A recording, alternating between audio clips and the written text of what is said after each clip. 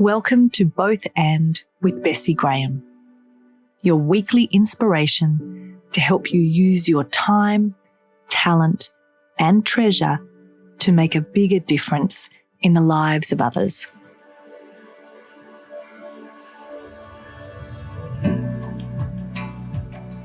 I'm your host, Bessi Graham, award-winning entrepreneur with over 20 years of experience from the grassroots to the hallowed halls.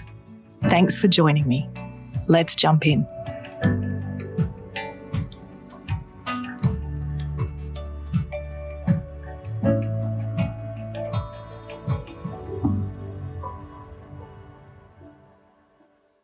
Over the next few episodes, we are going to dive in a little deeper to what a both and mindset requires of you in practice.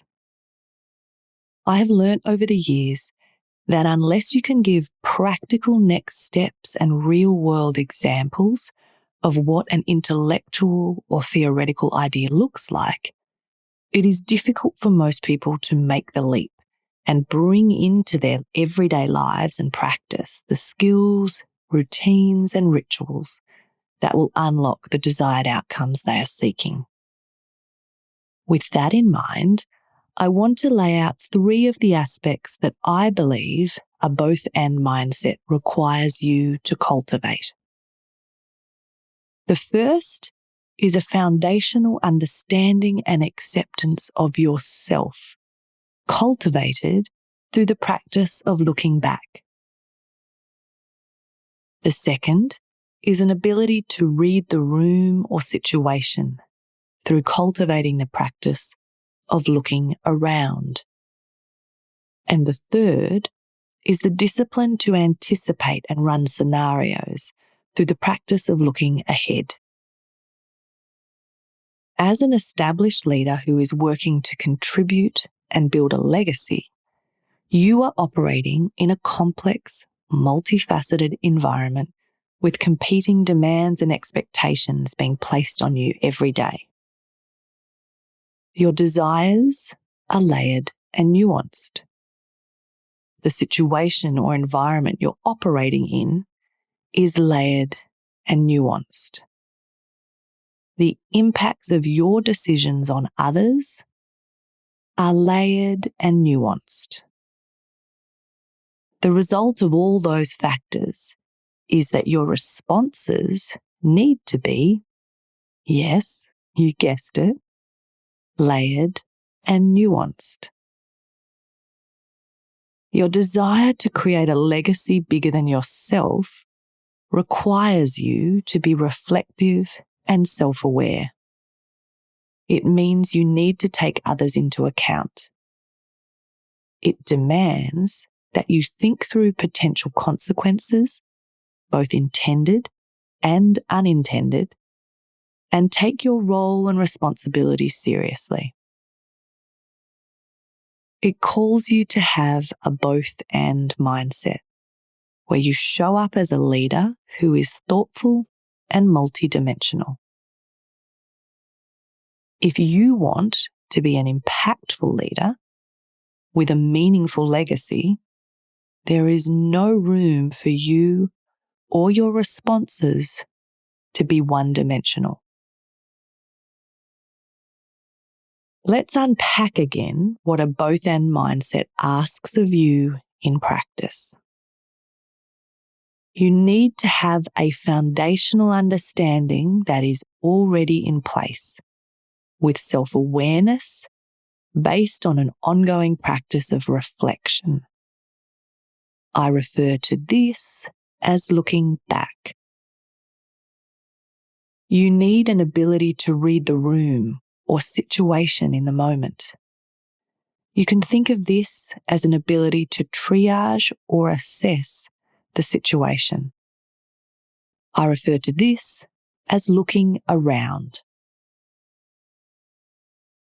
And finally, you need the discipline to run scenarios of what might happen and the flow-on effects. This is your ability to anticipate by projecting forward. I refer to this as looking ahead. In today's episode, we're going to focus in on the first of these, looking back. And in the next 2 episodes, we will unpack looking around and looking ahead. I always start my work with leaders in this place because I truly believe that you can't lead others before leading yourself. I work with people seeking to put their time, talent, and treasure to work in the world in ways that change the game in positive ways on a massive scale. I am fortunate enough to be working one-on-one with leaders from 10 different countries right now as they go on that journey. And today I'm going to share a few of the practices, routines, and rituals I work on with them so that you too can begin to step more fully into knowing and understanding yourself as that first step in living a both and life and bringing your unique brilliance to the world.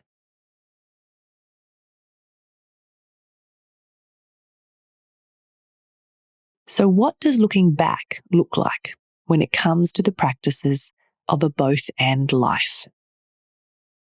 This really is the foundational step because without knowing, accepting, and owning who you are, finding flow and fulfillment is elusive. Looking back is based on an ongoing practice of reflection. The ancients understood very well that a key to being able to create into the future was a very clear understanding of the past. Ancient orators would work very hard at building up what they called memory palaces. These banks of information and images, little devices, metaphors, and stories could be mined to bring together powerful stories or shape powerful arguments in the moment. Today, you can begin to build your own memory palace to draw on. What we are going to do is to explore your past for the clues and cues for what is going to make you successful, powerful, and impactful in the future. My heartfelt intent for you is to unleash within you and for you the deepest and most impactful expression of who you uniquely are. I don't want to make you something you're not or a clone of someone else. What I want for you is already present somewhere inside you. But to this point in your life, despite all of your outward achievement, success, and ticking the boxes of what others would see as meaningful, you know that there is more for you and in you that is yet to be tapped into. Together, we are going to unearth and tap into both who you truly are and who you are becoming. I have dedicated my life to working to make the world a better place and have seen what works and doesn't work. I understand the limitations of good intentions and the power of unintended consequences that will bite you in the backside if you're not prepared. So let me be your guide as you work to integrate your worlds and bring back together parts of you that everyone else told you were an either-or choice. I don't agree with them. An either-or worldview that treats your choices as zero-sum or binary is a worldview for the intellectually lazy and unevolved. I don't think you'd be engaging with me if you were intellectually lazy or unevolved. So let's run with the fact that you want to be more intentional and designerly in how you approach your life moving forward. You want more, and you know that there is more inside you for you to bring to the world, and that there is more out there in the world for you.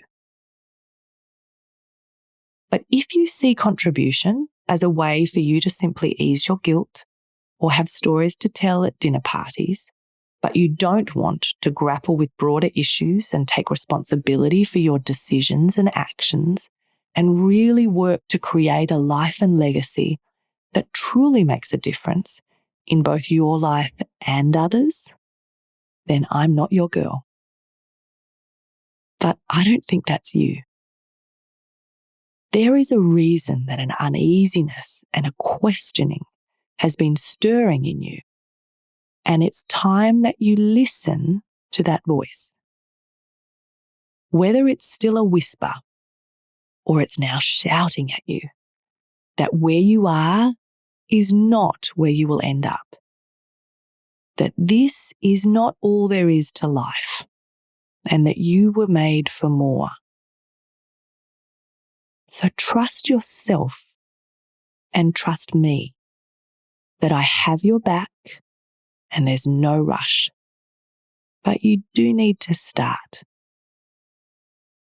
Let's start together now. I want you to be a positive, world-changing force. For you to do that, you need to be able to sustain what you bring to the world, not just over months, not just over years, but perhaps over decades.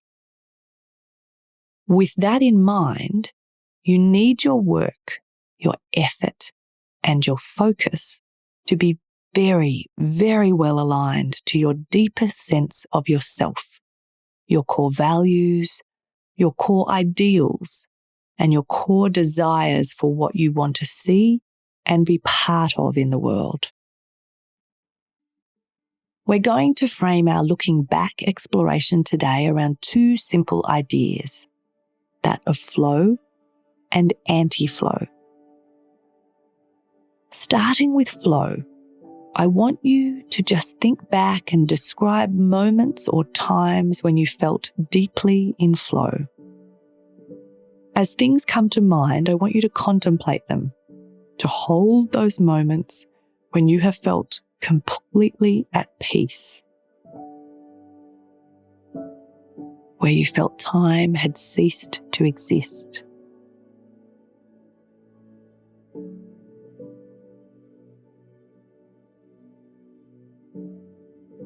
Think of moments where you have felt that the thing you were doing, you could do forever, where you felt contentment, where you felt fulfillment, satisfaction.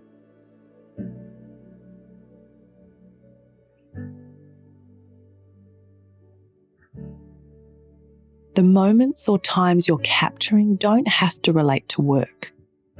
For now, just search far and wide.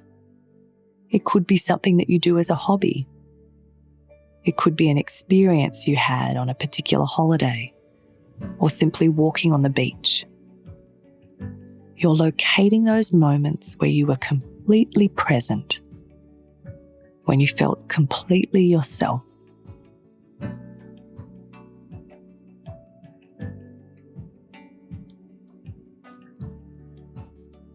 These are the moments where your true self and the thing that you were doing were so very well aligned that energy just flowed through you and out of you, and you could have kept going for days or weeks.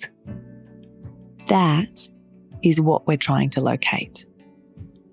And if we can understand, if you can understand what those kind of experiences look like for you, and if we can get a sense of at least a few of them, we're starting to get some very important cues and clues about what that looks like in your future and what kind of directions you need to go to be in flow. In order to be able to sustain this energy, this effort, this momentum over the timeframes and across the sizes of systems that you want to be able to change. Research has identified common characteristics of people who exist in flow most of the time. These include a general openness, curiosity and interest, tenacity, perseverance, tendency towards inner motivation, and lower self-centeredness. That's an interesting list because it overlaps with many of the same characteristics I've seen in the most innovative and impactful leaders. If those characteristics are known to be the things that will help you be in flow more of the time, and they are also the same things that will help you be more innovative and impactful, then as a leader who wants to contribute and make a real difference in the world without losing yourself or burning out in the process, focusing on them feels like a very wise move. Let me read you that list of characteristics again and just sit with them for a moment. Research has identified common characteristics of people who exist in flow most of the time. These include a general openness, curiosity and interest, tenacity, perseverance, tendency towards inner motivation, and lower self-centeredness.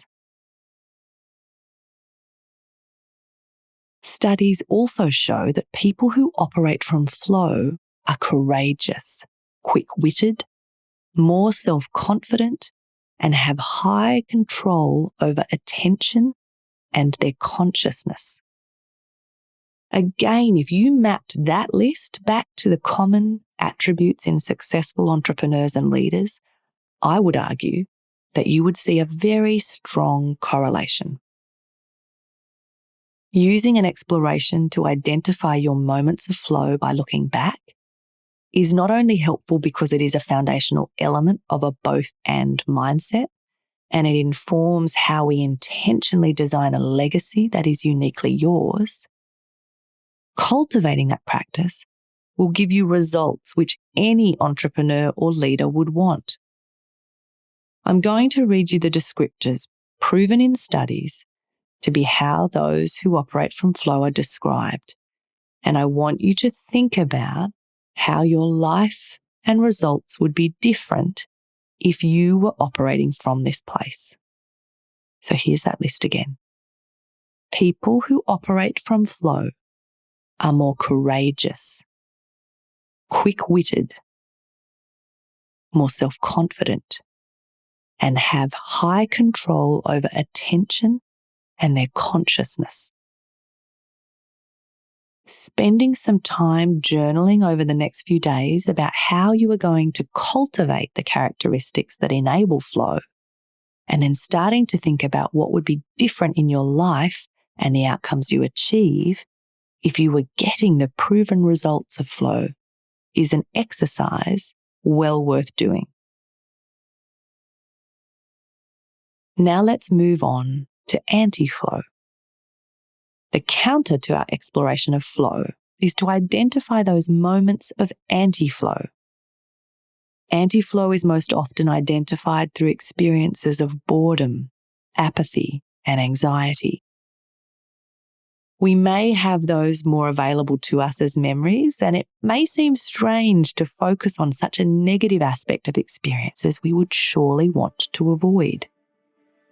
But they are important as part of this stage of looking back because they can inform and guide our decisions by providing very clear insight into what we need to avoid. As you bring to mind times or moments of anti-flow, we're searching for particular times when you have felt frustrated or stuck, where you have felt the life force just draining out of you, where you felt the clock ticking second by second.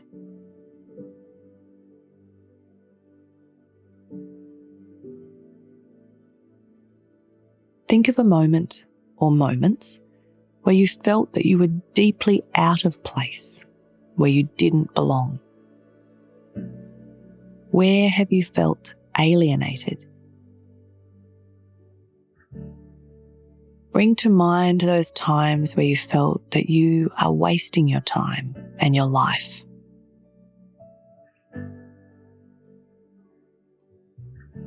Again, it's worth drawing these out, identifying them and pulling them apart, because what we are trying to avoid is you accidentally finding yourself in situations where you're in anti-flow. Dissonance between our abilities and the requirements of the task at hand are key drivers of anti-flow. Research shows that if our level of ability is much lower than the task at hand requires, we experience anxiety, worry, and frustration.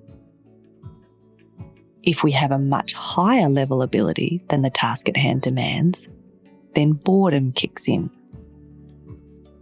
When both the abilities and the requirements are of lower level, we feel apathy.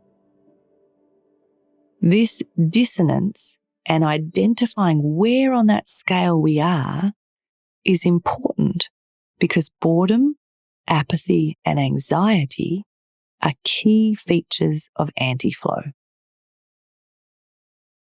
Now that we know that, if we want to operate in a state of flow, we must know ourselves well enough to be able to anticipate situations, tasks, roles, and responsibilities that push us into that place of dissonance and result in either anxiety, boredom, or apathy.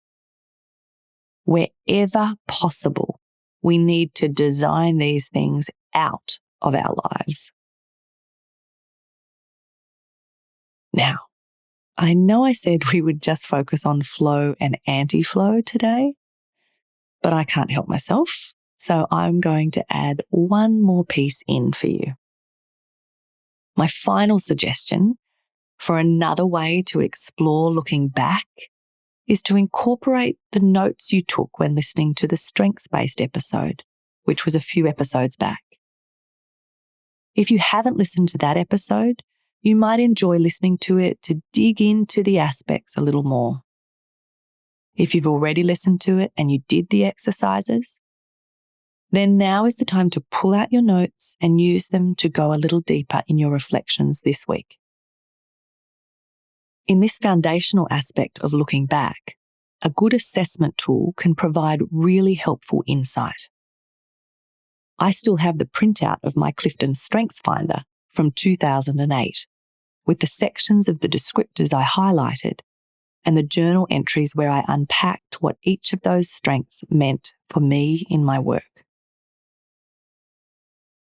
Drawing out language from an assessment tool or feedback from clients or trusted friends and mentors can give you data to reflect on. The patterns and insights you draw from a strengths-based exploration can help you see preferences and patterns that can add to the way you think about and understand yourself. So pull out your notes now from the strengths-based approach episode and reread what you wrote or what others said about you. When you now think about your strengths in relation to how you can use them to understand and accept yourself and cultivate a both and mindset, what is standing out for you?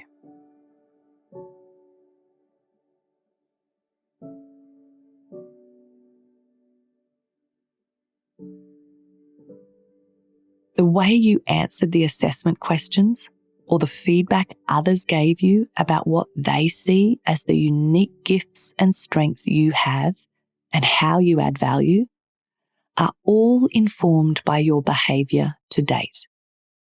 They are looking back data points that are a good sense check, as they are not aspirational or wishful thinking. They are grounded in what already is, how you already show up. As you bring all of these features together, insights from this picture of your broader life allow us to work with you to design a legacy that can align harmoniously. the patterns, vision, and constraints that emerge will create the backdrop for the work we do together. The best way for you to engage is to stay curious and feel no pressure that there is a right answer or response. While you have explored flow and anti-flow and reviewed your notes from the strengths-based episode today, the practice of reflection and self-awareness is just that, a practice. So you will need to revisit and sit with what emerges. After you finish listening to this episode, it may be useful for you to take 30 to 60 minutes to sit quietly and scan your past, just jotting down your experiences, memories and stories, and taking note of things that stand out for you. These things could be either positive, things that inspire, fulfill, create flow, bring joy, lead to growth, or they could be more challenging, feeling thwarted, empty, unhappy, or unfulfilled. To close out today, I want to bring your mind back to how you can reach flow. The research shows that for that to occur, you need clear goals and appropriate feedback. You need alignment between the task and your abilities. You are seeking immersion in the activity, and that the experience of flow combines psychological energy with an optimal physical and spiritual state. Seeking challenge, experiencing trials as challenges, and developing your problem-solving skills are all proven to enhance the very characteristics of a person who lives in flow.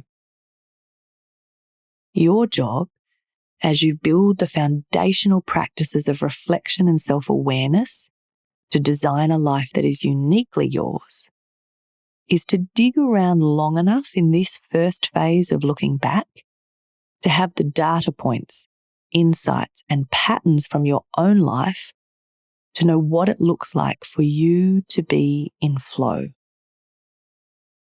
When you know that, you can feed that information into your decision-making in order to make the work that we will do in future sessions a more powerful set of criteria for designing a fulfilling life and a lasting legacy that is bigger than you.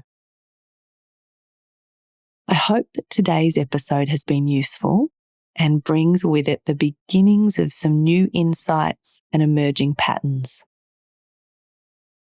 In the next episode, we will build on the foundations you are establishing through looking back and begin to shift into looking around.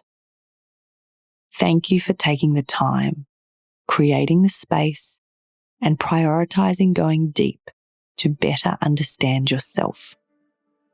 I'm excited to see what comes from this, and I really encourage you to not see this as a one-off exercise, but instead the beginning of a more intentional practice of self-reflection and awareness.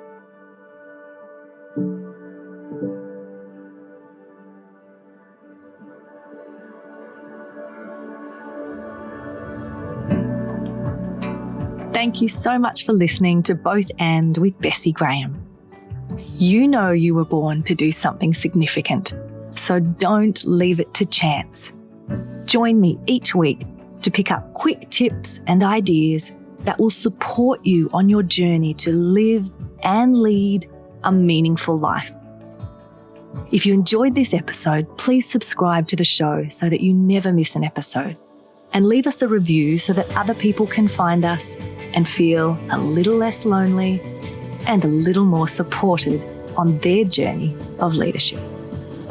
If you haven't joined our Facebook group yet, you'll find the link in the episode notes.